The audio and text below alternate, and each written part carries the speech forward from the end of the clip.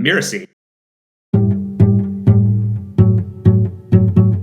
What struck me about her approach is that it's not create this course by numbers. It's really thinking about, okay, how do we go from getting people not just to understand this general idea or technique or approach that I advocate, but as she said, making it part of who we are. And that deeper layer, I think, is something that not a lot of courses, not a lot of learning design addresses. Hello and welcome to Course Lab, the show that teaches creators like you how to make better online courses. I'm Lauri Ann, the VP of Growth at Mirasee, and I'm here with my co-host, Abe Crystal, the co-founder of Rizuku. Hey there, Ari. In each episode of Course Lab, we showcase a course and creator who's doing something really interesting, either with the architecture of their course, the business model behind it, or both. Today, we're joined by Lauri Ann Lumby. Lauri is a seasoned educator, spiritual counselor, and soul guide with nearly 30 years of experience. Lauri, welcome to the show. Thank you. Thank you for having me. Could you give us a 30,000-foot view of yourself, how you came to be doing what you're doing, and how you came to the world of online courses? So I've been teaching personal development, human psycho-spiritual development, and supporting people in becoming self-actualized for about 30 years. It's something that I was doing initially within intentional circles of people that were gathering together because of that search. They were looking to know themselves, to know their place in the world, to know what their gifts were and how they were called to live those out. And when you live in a community of 50,000 people, which is where I live, you eventually kind of meet the demand of the audience, so to speak. And so after having done face-to-face classes for, probably 15 years, I started to want to do online courses, to be able to reach an audience, a larger audience, to be able to expand globally. And as I first began that search, there was literally nothing available. If I wanted to do online courses, I would had to have invested $50,000 a year or more, which just wasn't accessible to me at that time. And the only options were the platforms that, big universities are using, like Canvas and some of those other institutional online platforms. And I definitely wanted something interactive, but I was kind of ahead of the technology, if you will, as far as what I was looking for. And shortly after I completed my master's degree, I got in contact with an online organization that was using Rizuku. At the time, it was called their university platform, I think is the title that was given to it. So it was something that they were using for their business, and they invited me to be part of that.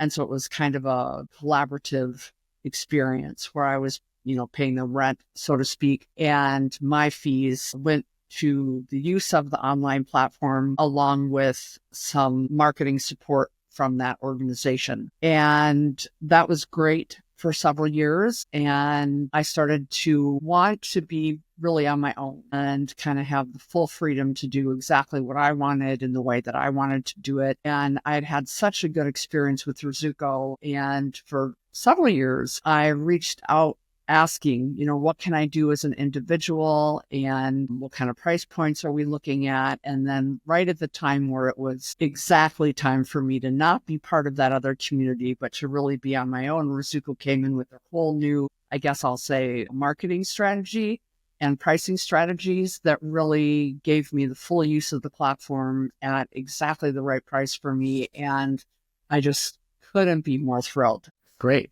Tell us a little bit more about the classes that you're currently running online, how they work, what you're teaching, just the background around that.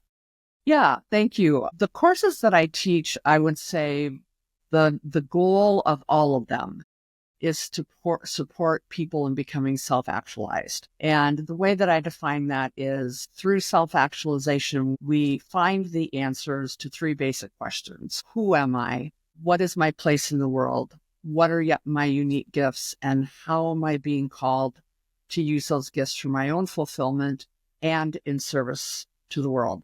And I do that through, I guess I'll say, a meeting place that is the intersection between spirituality and spiritual formation, psychology, not religion, but I do use sacred scripture from primarily the Judeo-Christian tradition, but also I integrate scripture from other traditions and using those not to form doctrine or to teach doctrine, but as a starting point of inquiry. So it's a little bit like the work that Parker Palmer does. He uses poetry primarily as the source material. And it's through the poem that the individual finds their own truth, their own message. And so it's kind of the same way. That's the same approach that I use with scripture. All of my work is an integrative approach that supports what I call embodied learning, meaning that this is not about intellectual knowledge, because we can all read all the books we want to read, but have embodied the concept. This is really about taking that intellectual knowledge and bringing it into our ordinary lives, our lived experience, and making it part of who we are. So to facilitate that, I use meditation, mindfulness practices, creativity practices and exercises, writing, a lot of discussion. And my goal is really not so much to be a teacher, but to be a facilitator. And in that, my job is really to listen deeply, to present the questions, and to invite discussion. And in the circles that I facilitate, we're learning from each other. It's not me standing on a podium preaching to people. It's me asking the questions through which we become teachers ourselves. And so it sounds like the classes that you're teaching, they are online, but it's live. It's not pre-recorded content for the most part, or is there also an element of that in addition to the live interactions? It's really both, because a lot of the classes that I teach often begin as a practice for myself first. Like, I have to embody this before I can hold space for other people to go into that inquiry. Oftentimes, I will present it as a live course first, and I will archive the recordings and do some nice editing so that, there's nothing confidential that's being shared on the recorded version. And then I repackage it as a in your own time, at your own time kind of course. So it's all of the above, really. And do your courses always have a live component, or are part of them fully pre-recorded, repackaged things that you've taught already? Well, the courses that are, I guess I'll call them evergreen, they're available all the time. Those were initially a live course, and I recorded the content and then repackaged it as an evergreen course. So currently, I would say the majority of the courses that are available on my site right now are evergreen courses. They're ones that have been pre-recorded and people can just do them in their own time at their own pace. I do have a live course actually that starts tonight that I'll be doing through Rizuko. And I also have ongoing gatherings that are live gatherings. So I have a community gathering that is every Thursday morning, and that is held live. Awesome. And so it sounds like the work that you do with people, it's very deep work. It's stuff that needs a lot of introspection. I'm assuming also a lot of guidance from you, that facilitation that you were mentioning. And so I'm curious, from your experience, especially considering that you used to do these live and in person, how does that change, and how has that changed over the years for you when you moved online? How is it different? How is it better? How is it not as good? And also for the evergreen programs that maybe don't contain that live component, even online, how do you kind of support people through that? Yeah, those are really good questions. And I think they're important questions to ask, because the work that I do is deep work with people. And, it would probably fall into the category of shadow work or depth work if your listeners are familiar with those fields of psychology. So definitely there needs to be some sort of personal care and attention that goes along with that. So I'm going to start with the evergreen courses, because I have a training program in particular. It's called the Magdalene, what do I call it this week? Magdalene Formation Program. It's been renamed several times. And that is a full 18-month training program. I entertain the idea of having it just as a standalone without that personal interaction, but I find that the personal interaction is really important, especially for a 1.5 year long training program. And one reason it's important to have that interaction is that in an online format, people often fall away from the coursework if there isn't some sort of somebody to be accountable to, somebody to be responsible to. So for that, and this part is also true of all my evergreen courses, is that there's discussion at the end of each of the lessons. So I use that discussion board that's available through the Zuko platform to facilitate that. I also worked into the training one-on-one work with each participant. And so the Magdalene program, for example, is 6 courses, anywhere from 7 to 12 lessons per course. And that when the student or participant completes a course, we have a one-on-one live Zoom call. And that way we're able to dig deeper and get into some of the areas that may have created challenge or confrontation or just things that people want to process more deeply. And I also make myself pretty available as far as email and even text for some people. So I think that that helps that as well. In regards to the transition from live on-site, face-to-face courses to an online format, they all have their, I guess I'll say they both have their own benefits. The face-to-face live courses, if I was working in a kind of setting that had a location where I could meet with people, or even meeting in my home, there's a different level of intimacy that can sometimes happen when you are face-to-face. And I think there's a space where people can maybe feel more vulnerable, even though you would think that that would be true online. I found it to be more true in a face-to-face setting. And I think that's because they get to know the people in that circle in a different way. You know, the online courses are really kind of my preference at this point in the work that I've been doing. And it's my preference because it allows me to reach, again, a global audience. So I'm not limited to the people that live in my community that would be willing to drive to my house or a location. And it allows me to meet people wherever they're at. Time zones pose a challenge in any of the online courses that I'm doing live, especially if they're European or, you know, I'm in the central time zone US. West Coast people have a difficult time sometimes accessing my courses because it's happening during their work time or their commute time. The other thing I really like about the online format is that people are able to do it in the comfort of their own home.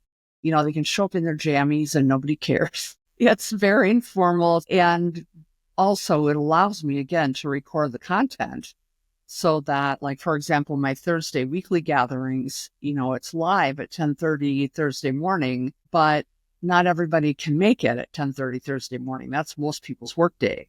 So I'm able to record the content and then have it available for them to watch within 24 hours of the live time. So they can watch it then in their own time, their own space, and it doesn't limit them to that specific time. And I still have people every once in a while that are like, when are you going to do another face-to-face gathering? And I'm like, I don't know, when I feel like leaving my house. It's like not something you'll necessarily want to do anytime soon. Right, exactly. I get that. So one thing that I'm curious about, something that you mentioned, is the discussion at the end of each lesson with the evergreen programs. Mm-hmm. And so just to clarify, is that discussion, in addition to because you also talked about the one-on-one aspect, but the discussion you're talking about, is that through essentially a discussion board? So it's asynchronous discussion. Is that right? What I'm currently doing, and to be honest, I haven't really dived into, because I know with Rizuko, there's an option to have kind of almost like a social media formatted sort of discussion board where you've got that stream of consciousness, if you will. I haven't really dived into that too much. I've really more made use of, at the end of each lesson segment in the course portal, how they have that, you know, you can put a question for discussion and then there's a blank area where people can respond. That's what I'm using more often. And so I don't know if that's asynchronous or synchronous, to be honest. It sounds like, but people can answer there and post there at any time and Yes. be responded to at any time. Yes, correct. Yeah. Yep. Okay, excellent.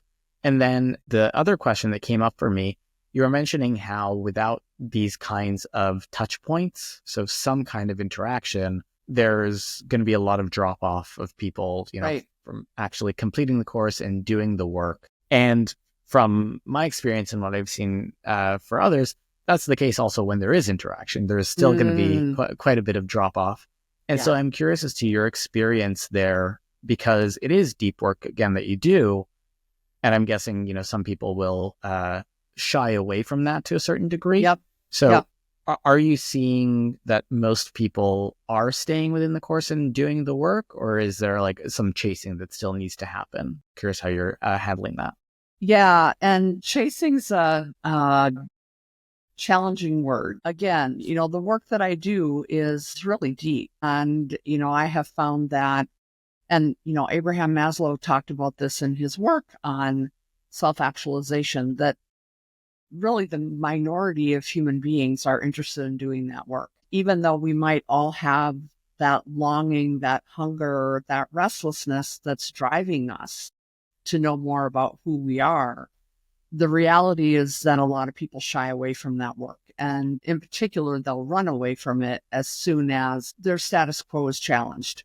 So I've come to understand in the 30 years that I've been doing this work that, first of all, it's going to be rare. It's going to be a rare percentage of people that are going to actually show up with an interest to do this work. Of those that do sign up, it's kind of the 10% rule of sales. It's like 10% of the phone calls you make, you're going to get someone that's interested. 10% of that 10% is actually going to buy. And I would say that's very consistent statistics with the work that I'm doing. So maybe 10% will express interest and sign up for the course, but only 10% of that 10% is going to actually complete the process. And there's a lot of different reasons for that. One is just life happens. People lose their job, or they have a baby, they move, or they're suddenly caring for their aging parent and they don't have time to give to this. So some of it is just life happens. But I would say that the biggest reason people drop off is because the work that we're doing is triggering something in them that they are resistant to pursuing. So maybe it's opening up unhealed wounds. Maybe it's challenging certain paradigms or perceptions. Maybe it's bringing forth questions about conditioning that people may or may not be ready to dive into, or may not be ready to challenge within themselves. And so for me, there's a couple ways of responding to that. Just recently, I had a great example in my Magdalene training. I had 4 people that signed up at the exact same time. 2 of the individuals have been doggedly going after the work. They're persistent and consistent in the work. They're responding to the discussion questions. They're meeting with me one-on-one, and they're motivated.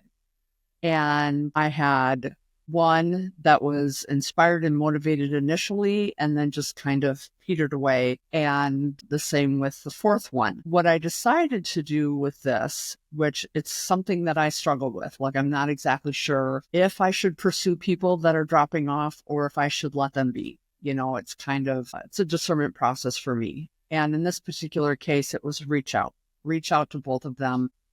One, I got a fantastic response from, and they were like, "Thank you so much. I'm so glad you reached out. I realized that I've kind of fallen off. Some things happened, but I want to get back into this." And then they shared with me that this is the first time in the many, many online classes that they've started and not finished that anyone reached out to find out why they had kind of fallen off and say, "How can I help you get back on track?" The other person I never heard from.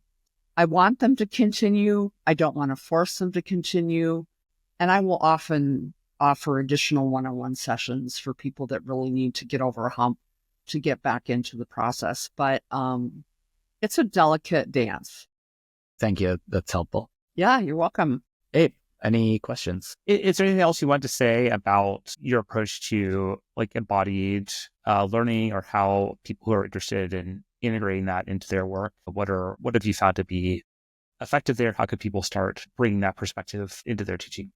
Well, that's a great question. Thank you. It's really been a big part of my teaching as long as I've been facilitating development type courses. And it's something that came from my own training and realized, well, one of my certifications is in adult learning. Adult learning is, well, at that time, the theory was adult learning was different than children learning. And I disagree with that now. I would say that adult learning needs to be a multidisciplinary approach. It has to be auditory, visual, kinesthetic, and embodied. And in order to do that, it's how do we involve the whole person in this learning process? Which is why I use mindfulness and meditation practices. It's why I use creativity exercises. And the creativity exercises can be anything from intuitive movement to drawing, to writing, to playing with clay. It can really be a wide variety of things. And I think the discussion is a critical component of that. I also utilize music in a lot of the courses that I facilitate. So it's really, how do we get all the senses involved and how do we bring that into the learning process so that we're not just stuck in our head, but we're actually applying what we're learning. And the application to me is the most important part. Really doing a personal reflection. We'll use a song lyric, for example. I might use a song lyric as the starting point of a course, have people read the lyrics and, look for a word or phrase that speaks to you. What is that word or phrase saying to you? What is it catalyzing within your mind, your body? Is it bringing inspiration, comfort, challenge, hope, despair? Is it reminding you of something from your own life? How can we take those 3 or 4 words and apply them to our own experience so that then becomes part of the lesson? And so you're kind of merging emotional intelligence with spiritual and intellectual intelligence, which then grounds that lesson in their body, becomes part of who they are. And it's something that you're not going to forget because it's in you. Had any challenges getting people to adopt and participate in those, I guess, more creative or embodied aspects of the course, or you find that people are open to it once you introduce it?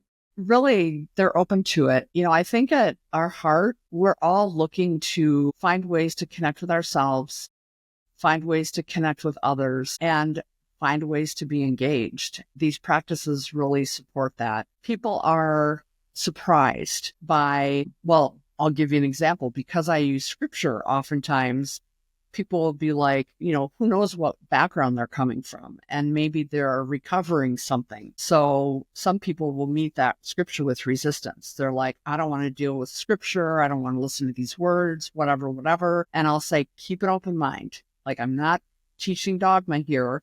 I'm giving you a starting point for your own personal reflection. It's about finding your own truth. And I said, just bear with me. Let's try this practice and see how it works for you. And it's always awe and wonder. People are pleasantly surprised. They're like, oh my gosh, I never thought of it this way.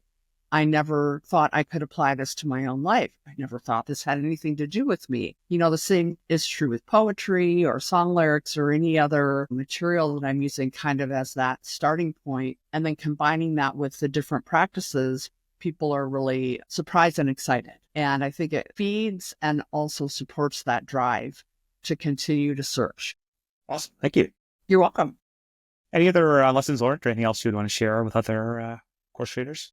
The word that comes up for me right now, because I'm reflecting back on some of the initial questions that Rizuko sent to me in kind of anticipating putting these interviews together. I mean, this was probably months ago when I first got the initial inquiry. And patience is a really good word for facilitators. It takes time to build an audience. It takes time to build audience trust. There's a lot of, I guess I'll say, perceived competition in the market. I'm not one that believes in competition, but there are a lot of places where people can go to take online courses, some of them free, some of them paid. And the patience part for me is patience to build the audience and patience and trust in knowing that those that are meant to be your student will find you. It's important to teach what you want to teach what you're passionate about, and stick with it. Like I said, I've been doing this for 30 years, and every day it's different. Every year it's different. And I'm just always excited to see what shows up and what's next. All right. Thank you. Yes. If our listeners want to learn more about you and the work that you do, where should they go? My website for sure is the best place to go, and that's www.lauriannlumby.com, and that's LauriAnnLumby.com. Awesome. Lauri, thank you so much for being here, for taking the time to chat with us. It was really useful. Thank you so much. Yes, thank you. I appreciate it. Thank you. All right, Ari, it's time for the debrief. Yeah, very kind of interesting, unconventional. Of course, it's a little bit different than what we usually talk about. Yeah, absolutely. I feel like we've spoken before about, courses that delve into deep topics, but still, this is a new thing. Right. Nice to see after many episodes. Yeah. Well, I mean, and her concept of embodied learning echoes some themes that we discussed with Anne and Chantil and their embodied teaching framework, but it's also a little bit different. And, I think it speaks to the importance of, understanding really your learners deeply and coming up with approaches that are going to help them learn in a really meaningful way. I think what struck me about her approach is that it's not like create this course by numbers. It's really thinking about, okay, how do we go from getting people not just to understand this general idea or technique or approach that I advocate, but as she said, making it part of who we are. And that deeper layer, I think, is something that not a lot of courses, not a lot of learning design addresses.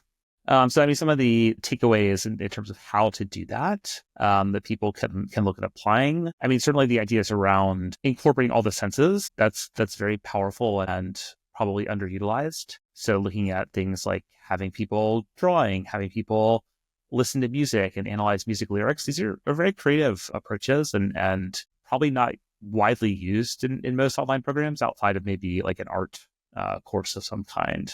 So I think there's a lot of opportunity there. And then also the perspective of thinking of yourself as a facilitator rather than a teacher. I think people understand that distinction, but it's very easy even now to fall back into that paradigm of you're just the sage on the stage, like delivering information. Whereas coming from that facilitator perspective is really powerful. The one comment, of course, comes up again and again, and we keep hearing it from course creators as far as what they would want to tell other course creators is patience, and that it takes time and keeping at it and not giving up partway through, but really continuing to push through as you're doing research, as you're teaching and supporting and facilitating what you are doing. And then the other thing that I thought was valuable to remember for people is that the people who have dropped off, who have started taking your courses but have dropped off, there are a couple people that dropped off. She followed up with both of them. One didn't answer, and that'll happen a lot of the time. But for some people, that nudge will really make a huge difference. And that is powerful for them, for their experience in the course and the transformation they will get. But also, this is a person who's, the relationship they have with you now is that much stronger and more likely to turn into something more down the road. Yeah, I think personal outreach is something that we've advocated for years and to this day is still very much underused in online programs. And so, yes, people should do that. It's not hard. It can make a world of difference. All right, Ari, who do we have coming on the show next time? Next time, we have Elizabeth St. Hilaire. She teaches mixed media collage and gel printing art classes. So this is more of a hands-on topic, which will be interesting to dig into. Very interesting to hear how she teaches that online.